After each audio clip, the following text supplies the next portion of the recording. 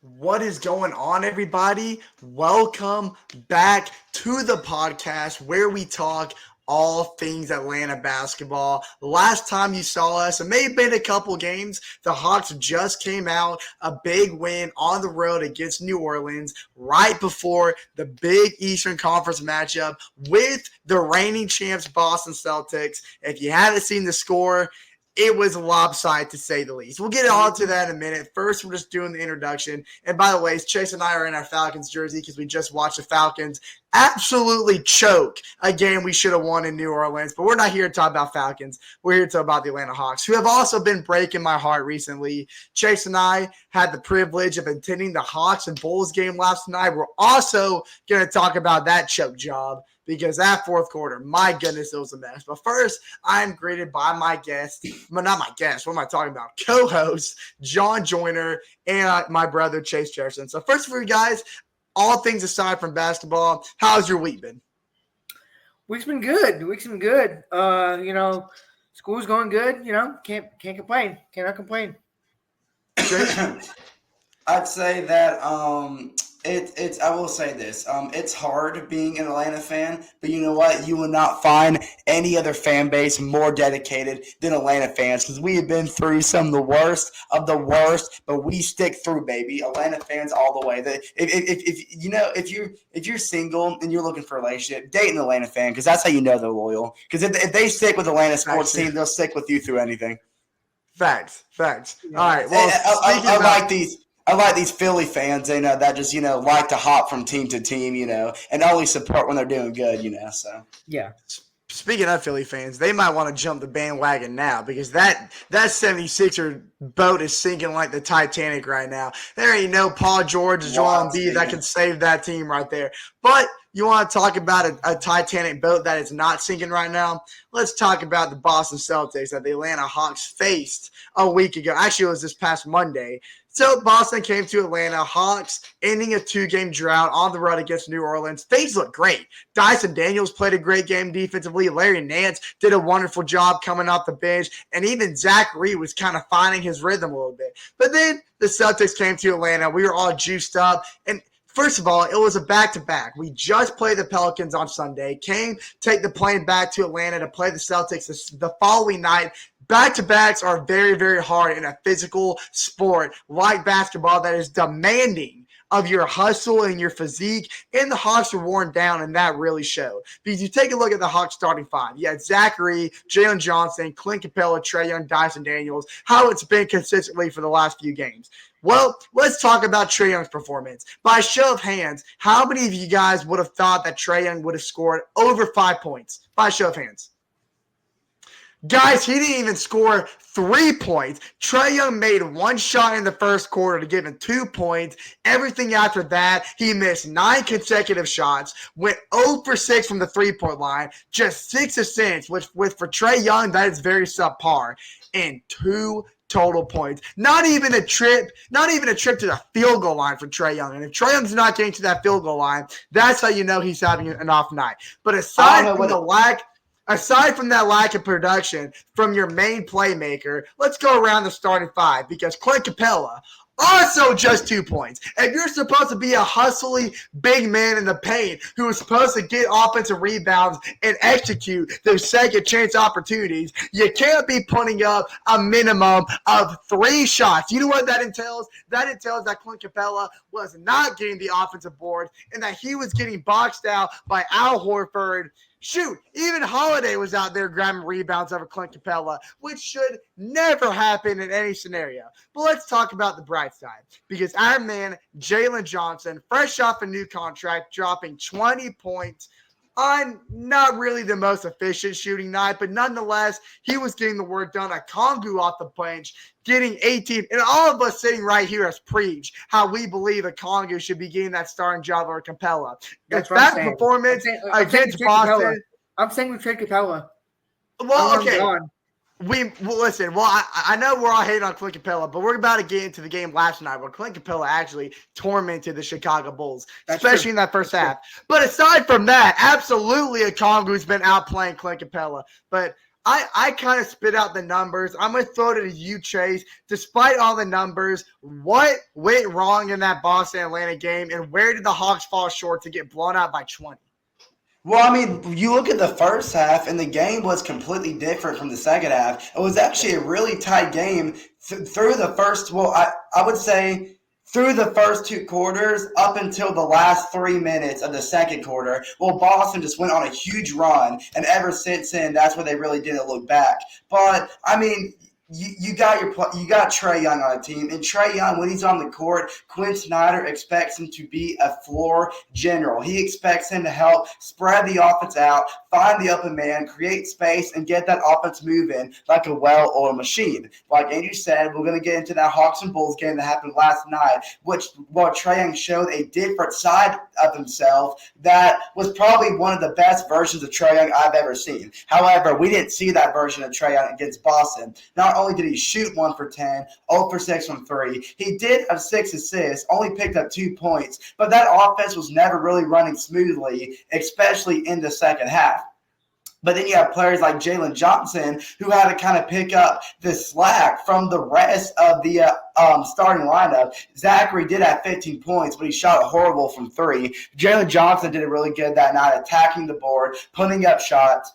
But it's on the defensive side of the ball that didn't complement the offense well at all. Jason Tatum, 6 3-pointers, racking up 28 points. You had Derek White, 4 3-pointers, racking up 21 points. You had Holiday shooting 7 for 11, 16 points, but 18 threes coming from the Boston Celtics. That is way too many 3-pointers given up, but it's something that the Hawks have had a problem with all season long. It's not contested threes. It's wide open threes. You look at the game against Boston. You look at the game against New York, Detroit, Chicago. We are leaving men wide open from 3, and the biggest reason for that to me is transition defense. When we transition on defense, we have too many men going to the paint that will not guard the perimeter, and there's way too many people wide open for 3. But it's also on the defense end of the ball, we're not doing a good job switching. We're not communicating on defense who's switching on who, so that way all they have to do is set a simple screen,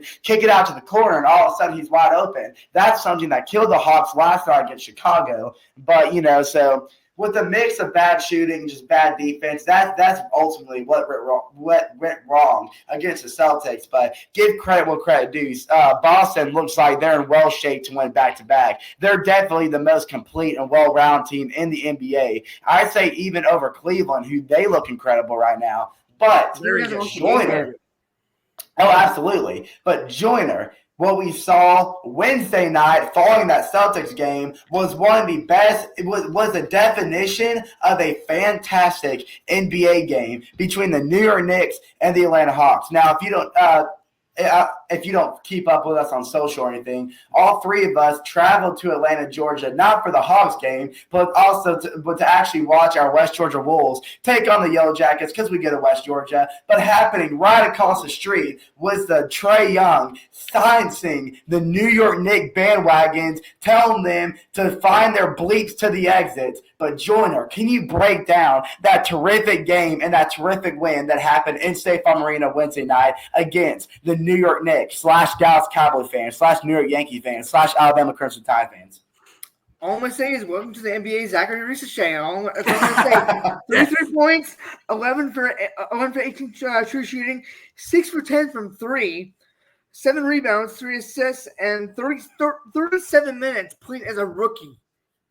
Hey. Can y'all tell me how many minutes are played total in an NBA game? 48. He only sat out 11 minutes. That's 6. 11 minutes. He played. That's incredible. That's unreal. As a rookie. As a rookie. Not only that, Jalen Johnson, who we all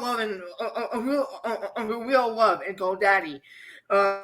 Yes, Daddy's home.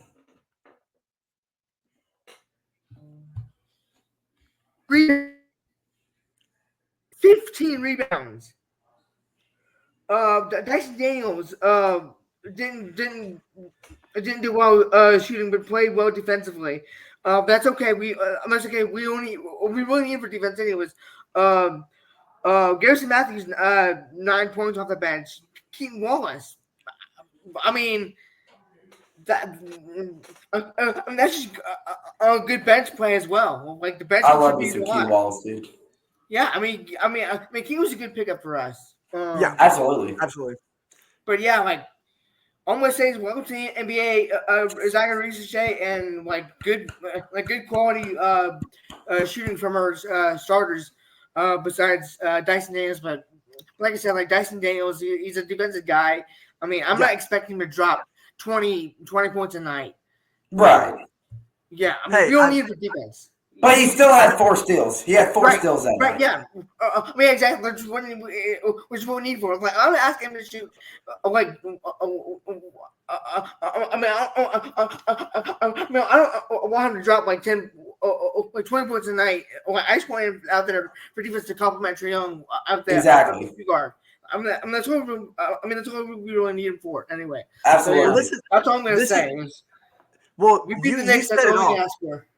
You hit all the high notes in that Knicks game, and this is what I absolutely love about Zachary's development is all the games leading up to that, and the press conferences, and the coach meetings during practices throughout the week.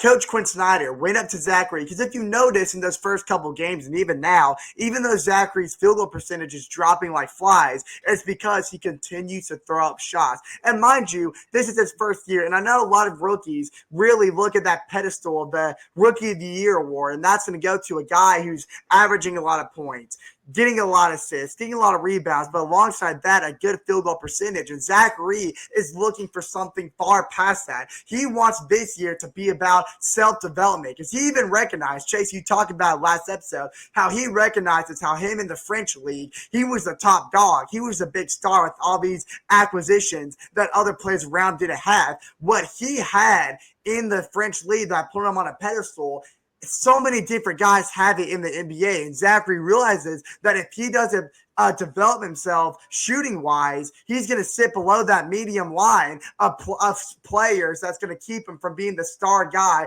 the number one overall draft pick, the potential that he has now. So he wants to develop himself. And what did Quinn Snyder, demand him to do in order to reach that goal? Shoot the effing ball. And guess what he's been doing? Shooting the effing ball. And against that, 18 shots put up, but talk about efficient shooting. 11 from 18 from the field, like John mentioned. 60% from 3, like John mentioned. And alongside the offensive ball, he got 3 blocks and two steals to value the defensive acquisitions that he has. And this is the reason why the Hawks draft him. Get a big body like that you can put at that 3 spot to get into the paint, to have those post moves, to spin out of pressure, get those hook shots up, but then knock down the 3 as well when you're wide open. And there was a play in particular that I absolutely love. John, you talked about how Dyson Daniels may have struggled shooting the ball, but you don't have to have him pointing up those double figures as long as he's causing the turnovers like we saw him do in New Orleans.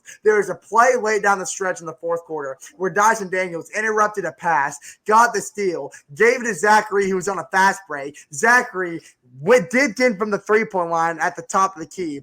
Notice that the Knicks had all their big men moving towards the paint. So what did he do? Recognize that the paint was going to be a hard place to score. Took a step back at the wing, pulled up a 3 and nailed it. That is a play in a pivotal moment in the fourth quarter that takes a lot of confidence. And that's what he showcased. And then what I absolutely love is what he did to rebound off Cat's performance. Karl Anthony Towns, 34 points, absolutely dominated. It's hard to stop a guy like Cat. That's kind of the guy that you're going to have to take the hit on the shoulder and be like, okay, he's going to put up 34 points. Big deal. There's another guy at the point position that we have to contain. His name is Jalen Brunson. We saw him on a resurgence here last season. We knew the kind of threat he was going to be in New York, paired with guys like Anunoby, Mikal Bridges, and Karl Anthony Towns. Jalen Johnson played a great 3 quarters, but in that fourth quarter, what did we do to contain him? What did Quinn Snyder do to make the necessary defensive shifts to contain Jalen Brunson? Get Zachary's body on him when he drives in the paint. Because let's be honest, at the top of the key, it's easy to blow by Trae Young. Dyson Daniels can only do so much at the wing. Once you get in the paint, everybody knows that Clint Capella is like a freaking My Pillow when it comes to the paint. There ain't nothing he's going to do to stop Jalen My Pillow is insane. Jalen but Brunson. you're right. But we got Zachary in the paint on transition whenever Jalen Brunson was taking that nosedive into the paint. Zach put his body up, became the Eiffel Tower in front of him, and that's what contained him. And he was limited. He had 21 points through the first 3 quarters, but only had, I think, 2 fourth-quarter points, and that became the big factor of the Atlanta Hawks running away with that score. And like you said, Chase, respectfully what Trae Young said, making all those bandwagons who were allowed in State Farm Arena, including our friend at World Sports Network. Why can't I think of his name? The Mr. Flytire? Yeah, what's his name? Why can't I think of his name? JT, good Lord, I forgot his name. Sorry, JT, if you're watching. But the Hawks went on to win that fourth quarter, 32-27, to give us that 5-point victory. But Chase, we are reaching the halfway point of this video. There is still another. So the Hawks got a win in New Orleans, rebounded, or actually got pushed back a lot, like 5 steps backwards in that Celtics game. Got a huge rebound and a great Eastern Conference team in the New York Knicks. Then we went on the road to Detroit in a game. Now, mind you, earlier in the year, this is the 3rd time we played Detroit, and we lost. No, I'm sorry. I was thinking of Washington. Okay, scratch that point. This is the first time we were facing Detroit. But just like Washington, where we dropped back-to-back to a team that is far below our standards, we went to Little Caesars Arena in Chase. Why am I bringing this up in such a monotone voice? Why am I not excited? I'm like, the Hawks won 2 in a row after being the next. No, we did not. What happened in Detroit, Chase? Actually, yeah, Chase, go ahead. Sorry, I don't know what I was going to say. Well, here's the bottom line. So we lost the game 122-121. If you take the first quarter out of the equation, you look at the box score, you look at the numbers, you look at how we played, you would think the Hawks dominated the Pistons. But you put in that first quarter and we lose by 1. We lost that first quarter 40-23, and that defined the entire game against the Detroit Pistons. That quarter alone is solely the reason the Hawks lost this game, because you look at the second quarter, we won it 30-26, won the third quarter 32-29, won the fourth quarter 36-27. But that first quarter, our defense was getting picked apart like picking up rice with chopsticks. I don't know what the analogy was, but I saw it on the top of my head. Point is, they're getting picked apart by none other than Cade Cunningham himself, but not just Cade Cunningham, Tobias Harris, but not just Tobias Harris, coming off the bench, having one of the best games of his career, the Florida State great Malik Beasley, who, by the way, this is Malik Beasley's 4th team in 6 years. But I don't know, Malik Beasley might have finally found a home in Detroit because he's balling this year. But, yeah, first quarter, horrible. But how did the Hawks perform in general? Well, Ricochet coming off the best game by far of his young career against New York. He came in to Detroit, went 2 for 7, dropped 7 points, had a plus-minus of -4, so a really off game for him, playing only 25 minutes this time in Detroit. But then you have Jalen Johnson, who flirted with a triple-double in that New York game, dropping 8 for 19, 9 rebounds, and 20 points. But he had a plus-minus of -12. Again, a lot of that due to the first quarter play. And then Trae Young came to Detroit. He always balls out against the Pistons. Shot 11 for 25, 50% from 3, dropped 35 points, 13 assists as well. Dyson Daniels, unbelievable performance, having 7 steals. 7 steals. Now, aside from all the missed layups Dyson Daniels had in that game. This is one of the 7 steals is incredible. This is one of the biggest emphasis about that Detroit game that makes me sick to my stomach. Detroit Pistons as a team had 21 turnovers, and we still lost that game. If any team is turning over the ball 21 times and you lose, then you have to have a whole self-evaluation on yourself, because that's unacceptable. That should never happen. But I want to talk about the final minutes of that game. The Hawks, who were down by 19 at one point, crawled their way back into this game, tied the game up, and eventually took the lead at one point before eventually So we took the lead at one point in the final minutes of the game. So we're up one. So we at this point in the game, the Hawks were up to 121 to 120. The Pistons had the ball in the final seconds of the game. They call a timeout, drawing up a play, and what they decide to do is they give it to Cade Cunningham. They have a screen set right at the top of the key. Cade Cunningham goes around the screen where he is met with Nneka Okongwu and Jalen Johnson, who jump, or they don't even jump. They have, you know how a Clay Capella, not a Okongwu, you know how tall Capella is. He has his lengthy hand right on his face. Jalen Johnson does too. Capella gets a body on Johnson, throws up a tough lob. My pillow. One of the most ridiculous contested shots I have ever seen. I'm sorry, Andrew. Andrew, you still there? Yeah, I'm here. Oh, sorry, I lost you for a minute. So, yeah, one of the most ridiculous contested shots I've ever seen. So that gives the Pistons a 122-121 lead in the final seconds. Now, actually, I take that back. It was Okongwu. At this point in the game, Quinn Snyder put Okongwu in for defensive purposes, and they kept Okongwu in this next possession because Detroit scored. They took the 122-121 lead. Quinn Snyder calls a timeout. There's about 10 seconds on the clock, so they bend down the ball. They give it to Trae Young on the opposite end of the court because what the Hawks love to do is they love to give it Trae Young deep, so that way he can drive down with speed, either attack the paint to draw a foul or dish it out inside the paint, throw a lob, do whatever Trae Young loves to do. But in this particular case, they gave it to Trae Young the other end of the court. He comes down with speed, drives in on the right side, and exactly what Quinn Snyder wanted to happen happened. He had the 2 minute in the paint, jump up because Trae Young faked a floater, and as soon as he got the 2 minute jump, he dished it behind the defender to a wide open Nneka Okongwu. Now, y'all can help me out on this one. I want to say it was Stewart that got the block on Okongwu. No, it was Cade Cunningham. Oh, Cade Cunningham did everything. Yeah. Cunningham. You're right. You're right. It was because Cunningham got the game-winning shot and the game-winning block. You're right. So they dished it out to Okongwu. Okongwu had a wide-open look at the basket, but what he didn't know was Cade Cunningham was trailing right behind him. So when Okongwu went up for the shot, Cade Cunningham just played fantastic defense, got all hand on the ball, prevented the shot from going out. Where Okongwu got the ball back, but right when it fell in his hands, the buzzer sounded. It was way too late.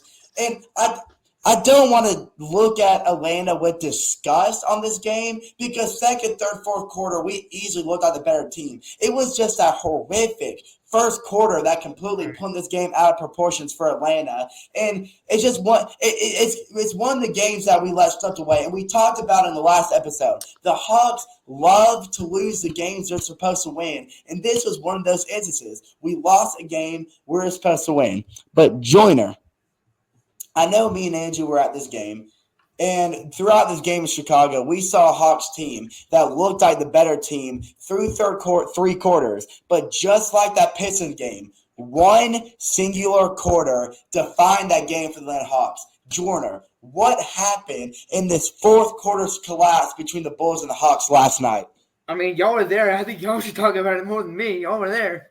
I mean, I can throw some points in for emphasis. Okay, so Andrew, I'll let you kind of break down this game, but I do want to make one point real quick. I alluded to it earlier. During this game against Chicago, we saw a different side of Trae Young, a different type of floor general that we haven't seen from Trae Young really ever. And when Young was drafted, he was instantly compared to Stephen Curry and Steve Nash. Steve Nash with his playmaking, Stephen Curry with his shooting. Now, we know that Trae Young, yes, he's a fantastic shooter. Not quite like Stephen Curry from outside range, but the better part of his game is when he lets the inner Steve Nash come out of him. That first quarter alone, we saw Trae Young putting up 8 assists. 8 assists in one quarter is absolutely it was so insane that the NBA actually posted it, and the NBA never really ever posts stuff about Trae Young and the Atlanta Hawks. But yeah, it was so unreal how easily Trae Young was dishing the ball to his teammates that the NBA made another like, hey, look at Trae Young right now. 8 assists in the first quarter alone. And we saw, of course, Trae Young ended up with 16 assists in total, 14 points. And I was talking to a buddy of mine at church this morning. He's a Knicks fan, and he was talking about him, or not Knicks fan. He's a Hawks fan, and he was talking about himself. He was saying that Trae Young looks better when he lets the Steve Nash side of himself take reign and let the Stephen Curry's version take a back seat. And what Trae Young emphasized against Chicago was that he let his teammates get more involved. He didn't step in unless it was absolutely necessary. Trae Young did take a couple of deep shots, but it wasn't unless he was wide open. And then, of course, Trae Young still attacked the paint like usual, but what he did more of was setting off screens and coming off screens, and instead of just driving right to the paint, he used the screen to use his expert court vision and find a wide open teammate, and that helped open up space and allowed his teammates to show more of themselves. Players like Dyson Daniels and Zachary Ricochet, who shot 6 for 14, it's allowing them to grow more and more as part of the team, and it allows Trae Young to, I don't want to say take a back seat, because he's not necessarily taking a back seat, but what he's doing is, a young team like the Atlanta Hawks have, we need him to be a leader, especially if Trae Young's going to stick around, which I hope Landry Fields plans on doing, and if Trae Young wants to stick around. But it allows him to emphasize more of a leadership role as he's becoming a veteran in the league, allowing these young players to grow, and that could be huge for the future of this Hawks team. If well, I was just saying, you know, me and John are also on this podcast, Chase. You know, just all good. It's all good. Just to let you know that. But you know, it's fine. It's fine. You know, that was a mouthful. It was a mouthful. But I hope y'all did digest what Chase was talking about Trae Young taking over the Steve Nash comparison that he had coming out of the draft. I was going to get into it myself, but I guess I don't have to anymore. So what I will go into is kind of what went wrong for Atlanta. And it's very similar to what Chase talked about, what went wrong in Detroit. First 3 quarters, you take into consideration what Trae Young was doing on the playmaking side of the ball, and you take into also in consideration of us knocking down open looks. You mesh that together. That is a recipe for success. That is exactly what Quinn Snyder wants out of this Atlanta Hawks team. Utilize Trae Young to use his playmaking ability to either go in, take a quick floater, take an outside shot if you have to, but not when it could potentially be a momentum killer like we see him do in the past. But you use his playmaking abilities to get off-ball movement around him, to create open looks, and that's how he was dishing out all the assists, and that's how the Hawks were racking up points. 70 points at the break, at the halftime mark is what the Hawks collected. Now, mind you, what has been a big issue with this Atlanta Hawks team for years on years? We've seen it for about 4 years straight now. Defensive lacking. And this is what's going to kill you, even in ball games where you're able to dish out open looks and create shots to get 70 points. It doesn't matter how many points you put up on the board. If you cannot get stops, at some point your offense is going to take a back seat and they're going to get fatigued. And that's what we saw happen to the Atlanta Hawks. And it came and helped. We went to the Atlanta Hawks game with a buddy that we graduated high school with, who's a big Chicago Bulls fan. And he was saying all night long, everybody on the Bulls team is eating, because that's exactly what transpired. You had Patrick Williams, also another Florida State boy. I don't know what it is about these Florida State graduates killing the Atlanta Hawks, but it's what happened. You had Patrick Williams drop 10. Vucevic dropped 18. Kobe White dropped 18. Zach LaVine dropped 18. And Josh Kid Fiddler Giddy himself dropped 13. That is all 5 players on that starting rotation. 13. I like that number for him. Yeah, well, I'm sure he likes 13s too. That is 5 starters, all 5 of their starters getting into double figures. And then you had 3 players on the bench. Doesn't menu, I believe is how you say his name, getting near 20 on 70% shooting. Phillips getting 10. Smith getting 10 as well. They all over the court, these Chicago Bulls players are getting involved in so many different ways. And when it comes to fourth quarter transitioning, the Hawks completely lost all focus of what went right in the first 3 quarters. Trae Young was trying to thread the needle and force balls into double coverage inside the paint, which should not – I don't know what Chase is laughing about over there, but don't get distracted.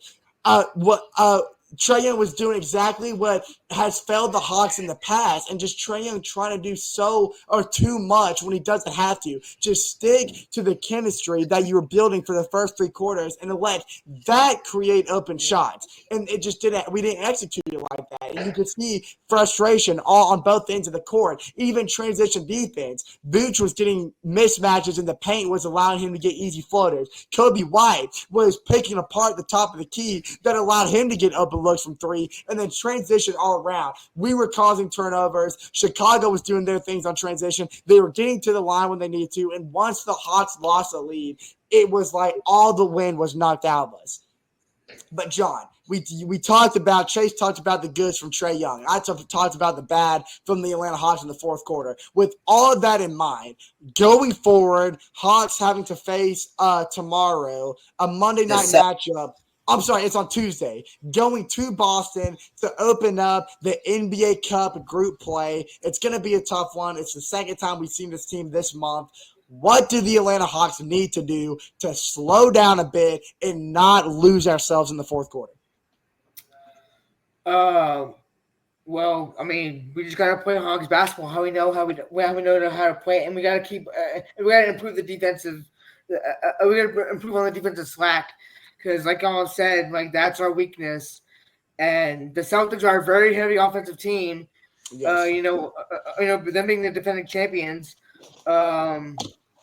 We just gotta play better on defense. This is what NBA Cup group play. I really want to see us win this NBA Cup, because I think that would be a huge momentum shifter for our franchise. It would be the second NBA. It would be the second NBA Cup champions, and I think that'd be a huge momentum shifter. We got to take revenge. Because the Celtics came into our building and blew us out by 30. So we need to go into their building, the TD Garden, and smack them in the mouth. Then we come back to Atlanta to play Washington and get a win there. And we already lost to Washington twice, right? I know, man. I think we lost to Washington twice. So Twice already. Get a good solid win against them too. So yeah, we're gonna go. I'll hit this thing. We're gonna